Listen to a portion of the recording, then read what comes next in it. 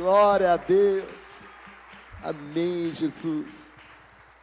Podemos nos assentar, igreja. Glória a Deus pela manhã maravilhosa que Ele separou para nós. Aleluia. Se você puder aí, oi lindão.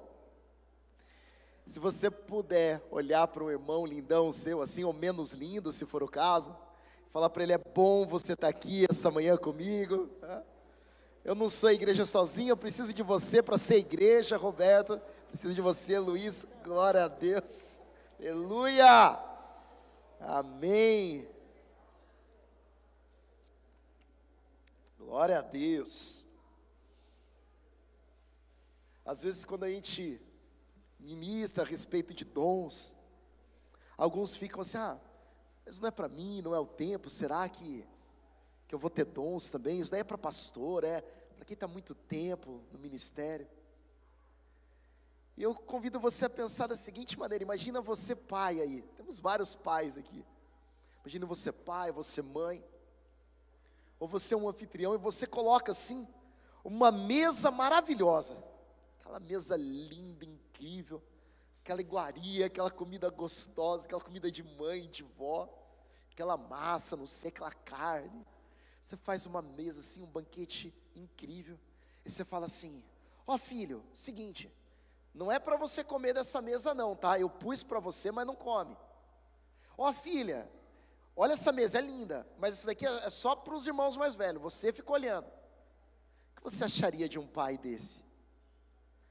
Interna, é maluco, não é um pai de verdade. Agora imagina, o Pai Celestial, aquele que deu seu único filho por amor a nós, está montando uma mesa, um banquete essa manhã, de dons espirituais, coisas que Ele está oferecendo a nós. Você acha que alguma coisa do que está sendo pregado aqui não é para você? Você acha que algum benefício do que está sendo ministrado aqui não é para você? Você como filho, você acha que Deus não deseja derramar tudo isso sobre a tua vida? Eu creio que Ele deseja, eu creio que Ele faz, eu creio que Ele já está fazendo, eu creio que Ele nos ama, e eu confio nesse amor, desse Pai todo-poderoso. Você confia nele assim? Aleluia. A gente vai continuar o que estava sendo ministrado, e nós passamos por aqueles que são chamados dons de serviço. Passamos pela profecia, que é um dom de serviço, uma ajuda ao próximo através da voz de Deus, o próprio serviço em si, a diaconia, o auxílio, o ensinar, que também é um dom de serviço, o dar ânimo, o exortar, encorajar, o paracaléu, você ser um agente do Espírito Santo aí, ajudando o teu próximo. E hoje, nós paramos no contribuir. O que é contribuir? Também é um dom. Então tem algumas pessoas que possuem uma grande facilidade em contribuir, em pessoas assim que contribuem generosamente. O meu pai, o que ele tiver na carteira, ele te dá. Ele tem um dom assim, A família da minha mãe, ela já teve que ser mais trabalhada nessa área, Ele já não tem tanto, mas hoje estão maravilhosos, hoje está todo mundo doador, O Espírito Santo transforma, até os Fernandes, O Espírito Santo transforma. Deus é bom. O meu pai já assim: pai, eu preciso de R$2. Ô filho, eu só tenho 50, toma. Fala: amém, pai, eu recebo. É super doador. Eu vou às vezes comprar roupa com ele, falo: pai, eu gostei, mas eu estou meio apertado. Você gostou? Você gostou? Leva. Eu falo: pai, eu levo, eu creio, eu recebo. Pessoas que têm esse dom. E sabe o que é interessante? Quanto mais você pratica o dom, mais você tem. Não é? Eu vi uma explicação quando eu era garoto sobre falar em público, sempre gostei. Aí um orador muito famoso disse assim: você quer aprender a falar em público? Não perca uma oportunidade. Mas vai ter em público lá, aula de criança. Eu ia, dei aula para criança, dei aula para adolescente. Todas as oportunidades eu peguei. Um dia eu vou aprender ainda, gente, estou trabalhando nisso, Um dia eu chego lá. E na contribuição é a mesma maneira. Eu vejo na vida do meu pai e de tantos outros que contribuem generosamente. Deus nunca deixa faltar, Ele sempre tem para contribuir. É incrível, Ele abençoa, agora Ele abençoou demais, agora ficou apertado. Aí Deus vai lá, abre porta, daqui a pouco Ele está abençoando de novo. Em nome de Jesus, que nós venhamos a receber aí esse dom da contribuição. Olha só o que Paulo fala lá em Filipenses desse dom. Como vocês sabem, Filipenses, ou seja, igreja que estava lá em Filipos, Nos seus primeiros dias no Evangelho, quando eu fui para Macedônia, nenhuma igreja partilhou comigo no que se refere a dar e receber. Ou seja, Paulo foi ministrando nas igrejas, nenhuma igreja pagou nenhum salário, não deu nenhuma contribuição a ele. Nenhuma igreja, exceto vocês. Pois estando eu em Tessalônica, vocês me mandaram ajuda, não apenas uma vez, mas duas quando tive necessidade. Não que eu esteja procurando ofertas. Paulo aqui não estava atrás de enriquecimento ilícito, ele não estava fazendo ministério para ganhar dinheiro, não é nada disso. Ele não está procurando oferta, mas ele está procurando o que pode ser creditado na conta de vocês. Recebi tudo, e o que tem é mais do que suficiente. Estou amplamente suprido. Agora que recebi de Epafrodito, quem era Epafrodito? Era o Pix, ou seja, quem levou o dinheiro de um lugar para outro. Não era igual hoje, que você vai lá, a gente tem um missionário que a gente coopera, você envia um Pix, né? Nessa época não. Então Epafrodito pegou as doações lá da igreja e levou até Paulo. Continuando. Os donativos que vocês enviaram são uma oferta de aroma suave, um sacrifício aceitável e agradável a Deus. O meu Deus suprirá todas as necessidades de vocês de acordo com as riquezas da cidade que vocês estão e o governo que vocês servem, certo? Não, fiz uma atualização da escritura aí. O que está escrito aqui? O meu Deus suprirá todas as necessidades de vocês, doadores, contribuintes, ofertantes, de acordo com as riquezas dele, de acordo com o caixa dele, de acordo com as possibilidades dele. Isso é incrível, né? Então isso é contribuição. Outro dom. Esse dom aqui todo mundo ama, hein? Quem não quer? Olha a bagunça que eu fiz aqui, gente, desculpa. Está ungido o púlpito agora. Esse dom todo mundo quer, principalmente as crianças. As venhas já querem mandar, todo mundo quer liderar. Mas a liderança de verdade é um dom. Você já percebeu que em alguns lugares as pessoas se destacam mesmo sem querer? E daqui a pouco aquele que é líder acaba se tornando líder daquele grupinho e vai fazendo. Mas o que é um líder de fato? Aquele que consegue liderar um grupo para determinado fim, organizar, cuidar, direcionar, aquele que se responsabiliza pelos resultados. Pode ser de um ministério, evento, pequeno grupo, ele tem autoridade e sabe exercer. Isso é liderança.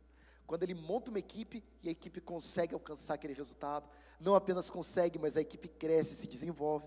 Isso é um líder de verdade. Então alguns têm esse dom. Alguns têm tanto esse dom que as pessoas até chegam e falam: eu quero ser liderado por ele, porque eu sei que quando ele está na frente as coisas dão certo. Que é isso? O reconhecimento desse dom da liderança. Não existe, igreja, vocês já viram isso no colégio, no serviço, não existe dom de liderança forçado. Ah, eu quero ser, eu vou ser. Se ninguém respeita, é ruim, não é? Não funciona. Os homens aqui que gostam de futebol, no Brasil, quando o time não quer um técnico, o técnico fica?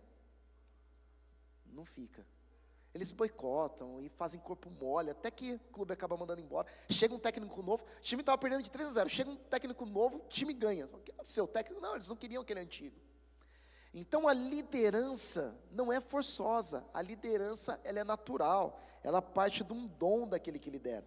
Exemplos na Bíblia: Tiago no concílio em Atos 15, o negócio pegou, circuncisão, várias discussões de práticas judaizantes, a gente mantém as práticas, não mantém. Tiago era do grupo dos judaizantes, mas também era líder da igreja, ele se posiciona, ele ouve o que Deus está falando, lidera aquele grupo. Paulo no exercício apostólico, um ótimo líder. Timóteo e Tito, pastores liderando igrejas. Barnabé, entre outros, nos vários exemplos de liderança.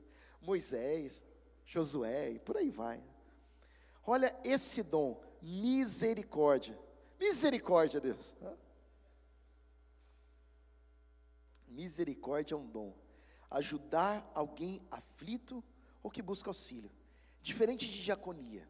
Diaconia normalmente é voltado para... O dom de misericórdia normalmente é voltado para fora da igreja. Diaconia para dentro. Então, diaconia, por exemplo, me ajudou aqui na água, ajuda a organização das cadeiras, está ajudando dentro da igreja. Esse dom de misericórdia é para fora. Ação social, por exemplo, quando a gente foi entregar lá com o Edu, acho que a Elô foi, mas alguns foram, entregar presentes para crianças do orfanato. Isso é misericórdia. Diaconia, você servir dentro, servir a igreja para dentro, e misericórdia para fora. Então olha que importante, a igreja precisa ter os dois. Às vezes tem aquela disputa, mais importante para fora, mais importante para dentro. Mais importante é ter todos os dons. Então existe o dom para fora, existe o dom para dentro. Misericórdia é isso. A diaconia é voltada para os domésticos da fé. Envolve, entre outras coisas, assistência social, desenvolvimento comunitário, justiça social. Os cristãos engajados na luta pela equidade e pela reconciliação também encontram o auxílio e a dotação do Espírito Santo. O próprio Jesus vincula seu ministério ao Espírito e ao auxílio dos pobres e cativos.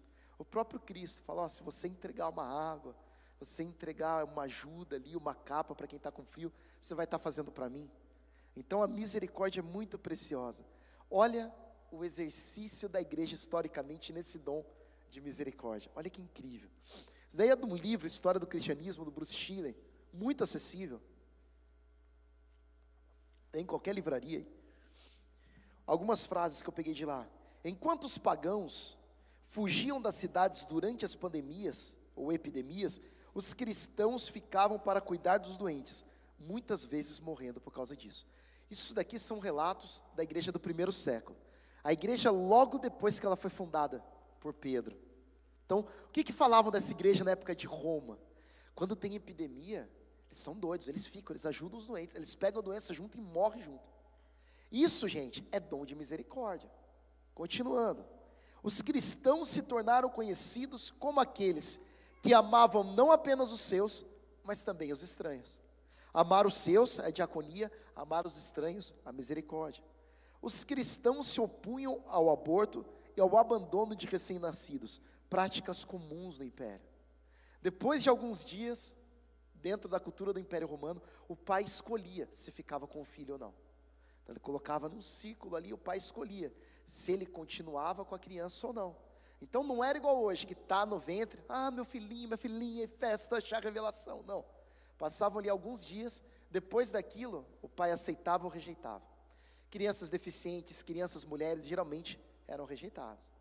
Quando era rejeitado, o que se fazia com aquelas crianças? Colocavam no orfanato? Não tinha orfanato, porque quem criou orfanato? Os cristãos. Não tinha orfanato. Eles colocavam num lugar, faziam muros, um lugar externo à cidade, que se jogava o lixo, pegava esses bebês recém-nascidos e jogava nesse lugar, e deixava lá para morrer. Gente, isso era uma prática comum, muito comum. Quando a Bíblia fala, por exemplo, que nós somos filhos adotados, ela está valorizando o processo, porque com filho adotado, um cidadão romano não podia fazer isso, mas com filho natural ele podia jogar no lixo. Então quando nós olhamos para isso, nós ficamos assustados. Sabe o que os cristãos faziam? Os cristãos iam nesse lixão buscar as crianças e tirá-las de lá. O que é isso? Esse é o exercício do dom de misericórdia. Continuando, tem mais coisa. Na igreja primitiva não havia distinção entre escravos e senhores no culto. Todos eram irmãos. Olha só, não tinha área VIP na igreja primitiva. Escravos e irmãos, todo mundo um do lado do outro. Já imaginou? Que coisa revolucionária. Outra coisa aqui, quando Roma foi devastada por incêndios e fome, foram os cristãos que ofereceram ajuda, enquanto muitos ricos se afastaram. Na hora que você espera que os ricos vão se mobilizar como sociedade, não se mobilizaram, os cristãos foram lá e fizeram. Isso daqui é do incêndio provocado por Nero, em Roma, no primeiro século. Última frase aqui. Eles começaram a organizar formas rudimentares de atendimento médico, criando os primeiros modelos do que mais tarde seriam os hospitais cristãos. Você já foi no hospital ser tratado, ser operado? O hospital existe da forma que existe por causa do dom de misericórdia exercido pelos cristãos. Aleluia. Você está mais honrado em ser cristão? Que incrível, né? O mundo pode falar mal. Ele estava no Uruguai, ele viu o estádio lotado, e ele começou a subir a rampa daquele estádio, e ele olhou para aquele estádio lotado, e ele pensou o seguinte, confissões dele: olha que estádio lotado, como Deus precisa de mim, né? O que aconteceu com o ministério dele? Um escândalo. O ministério dele ruiu em pouquíssimo tempo. Nós somos vasos de barro, a excelência é de Deus e não nossa. Então a gente nunca pode perder a humildade no exercício dos dons. Como eu sou misericordioso, como eu sou um ótimo diácono, como eu sou um ótimo profeta. Não, Nós temos que manter essa ideia do vaso de barro. Sabe o que o vaso de barro nos ensina, gente? Vem comigo nessa que é pesada essa. O vaso de barro nos ensina algo preciosíssimo. Nessa época aqui, no primeiro século, onde Paulo está escrevendo, se tentavam roubar a sua casa, o que você fazia? Você tinha vários vasos de barro. E uma das maneiras de se proteger era deixar os seus recursos num vaso de barro, escondido. Então o ladrão chegava para saquear a tua casa, ele não sabia, ele via ali vários vasos de barro e falava, estava disfarçado ali. Para ele quebrar todos e tal, era muito difícil. Se fosse um vaso muito ornamentado, o ladrão ia desconfiar. Mas se fosse um vasinho assim, simplinho, vai lá, no meio de tantos outros vasos. Então eles disfarçavam dessa maneira. O dono da casa sabia qual daqueles vasos de barro tinha tesouro dentro, mas o ladrão não tinha como saber.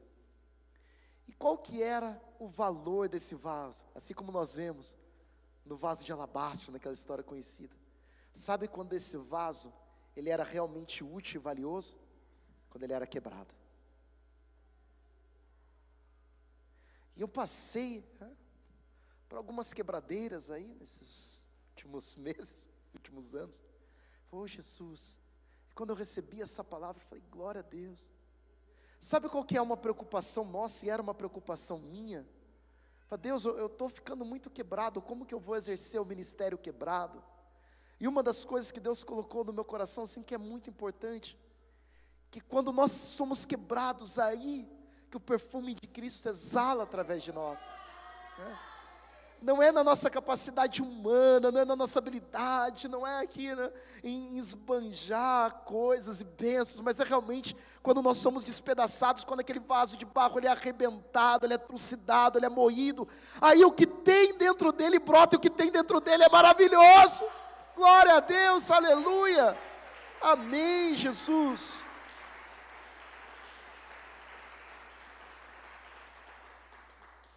Amém, vocês que estão recebendo dons, se preparem para ser moídos aí em nome de Jesus, aleluia. Quebra a minha vida e faz de novo, meu Deus. Vocês lembram dessa música? Não vou cantar não, vou poupar vocês disso, vamos continuar. Confiança saudável, não viver em acusação. Olha só, o diabo você acha que ele fica feliz de ver a igreja exercendo os dons? Não, gente.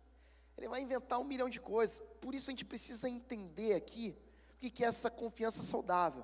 Em João 16 nós vamos entender a ação do Espírito Santo. E quando ele vier, o Espírito Santo, o que ele vai fazer vamos de novo. O Espírito Santo convencerá. Qual que é o papel do Espírito Santo de convencimento? Então você não entende que está em pecado, ele vai te convencer, ele vai mostrar, ele vai dar elementos, ele vai mudar o teu coração, o teu entendimento, é isso que ele faz. Convencer do pecado, da justiça, do juízo, e aí vai explicando os porquês. Olha lá no verso 13, mas quando vier aquele, o Espírito de verdade, ou da verdade, ele vos guiará em toda a verdade, porque não falará de si mesmo, mas dirá tudo o que tiver ouvido, e vos anunciará o que há de vir. Então ele te convence para quê? Estou convencido, sou um pecador mesmo. É para isso? Não. Ele te convence para te guiar no caminho da verdade. Está vendo o verso 13 aqui? Ele vos guiará em toda a verdade. Então o Espírito Santo te convence para que esse convencimento gere arrependimento. Esse arrependimento, santificação. Essa santificação faça você avançar na vida espiritual, nos dons e assim por diante. Então o Espírito Santo vai fazer isso com você. Quando você peca, o Espírito Santo te convence, você não fica derrotado. Você confessa, você é restaurado e você aprende com aquilo e anda em santificação e chega onde o Espírito quer.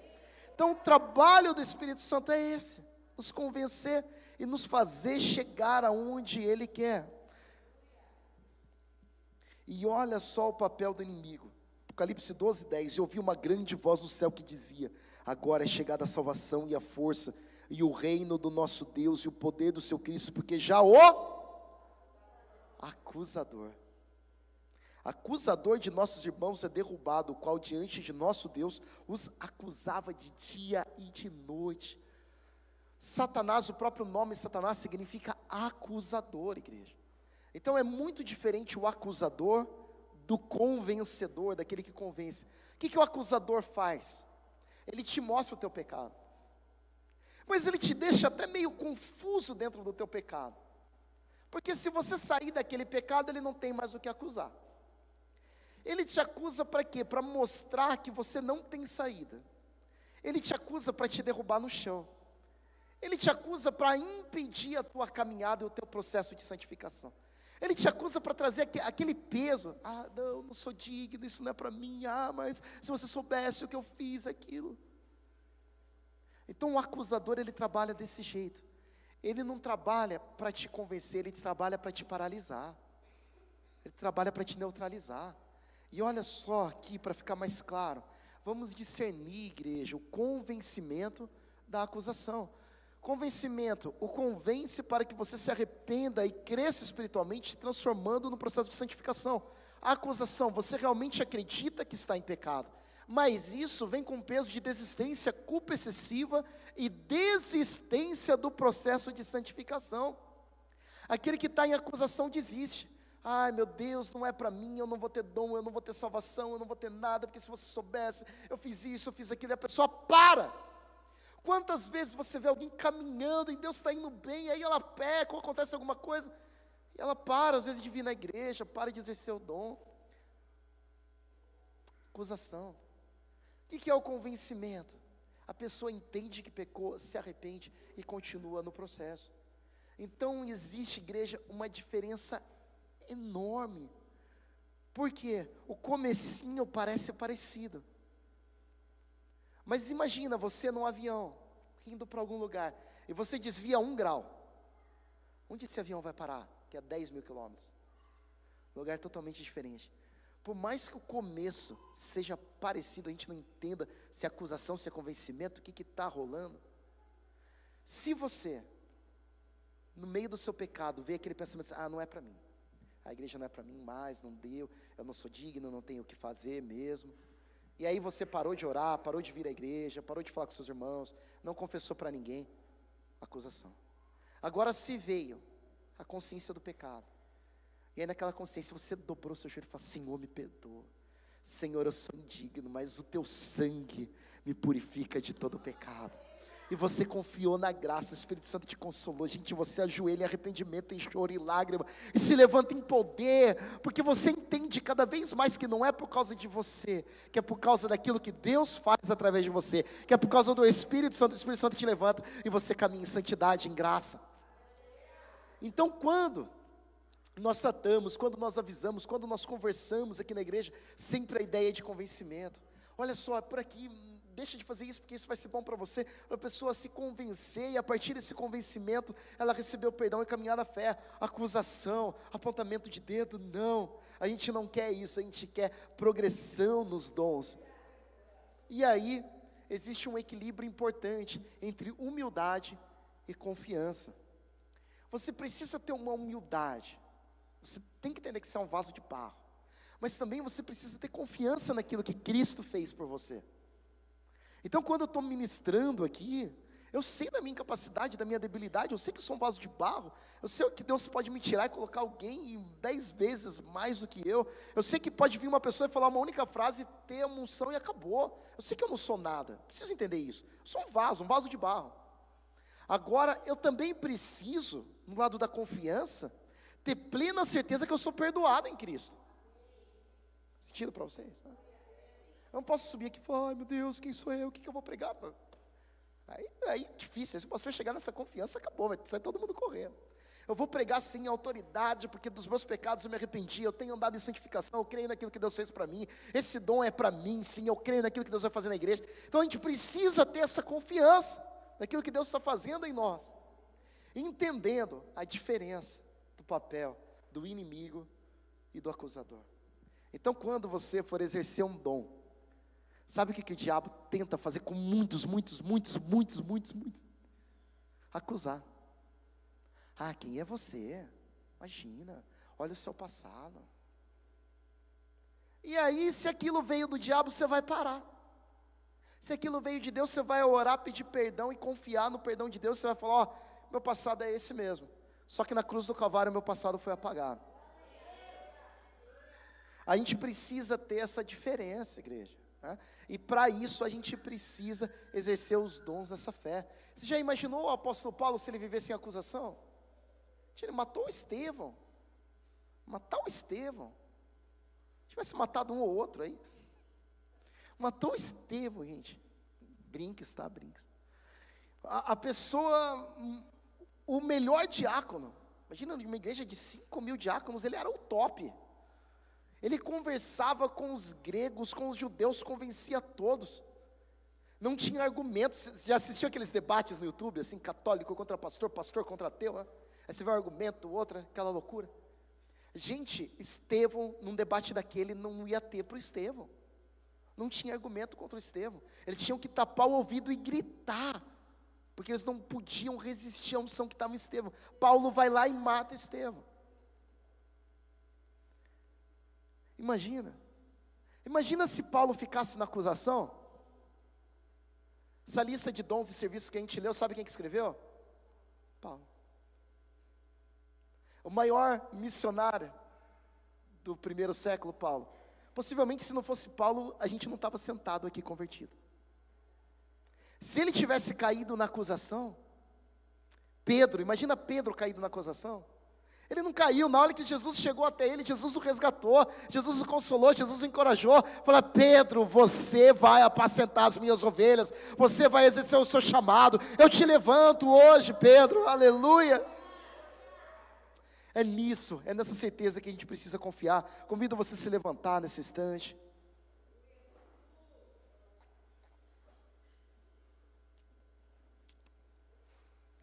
Quem intentará acusação contra os escolhidos de Deus?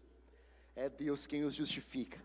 Quem é que condena? Pois é Cristo quem morreu, ou antes quem ressuscitou dentre os mortos, o qual está à direita de Deus e que também intercede por nós. Pai, em nome de Jesus, Deus, eu oro, Pai, para que sejamos tanto vasos de barro e tenhamos, Deus, ousadia e confiança naquilo que a cruz fez por nós. Oh Pai, levanta cada um desses dons de serviços descritos aqui, Pai, que sejamos, Deus, como a igreja de Corinto, que não falta nenhum dom, Pai. Oh Deus, em nome de Jesus, desperta a tua igreja, Pai, porque eu creio que o Senhor está chegando, que o avivamento está sendo soprado, que coisas grandes vão acontecer, Pai. Oh Deus, em nome de Jesus, aquece, Pai, os corações essa manhã de uma maneira poderosa. Você puder erguer as suas mãos, eis-me aqui, Senhor. Oh Pai, eu quero ouvir e corresponder à tua voz, ao teu chamado, ao exercício dos teus dons, em nome de Jesus Cristo, amém, glória a Deus.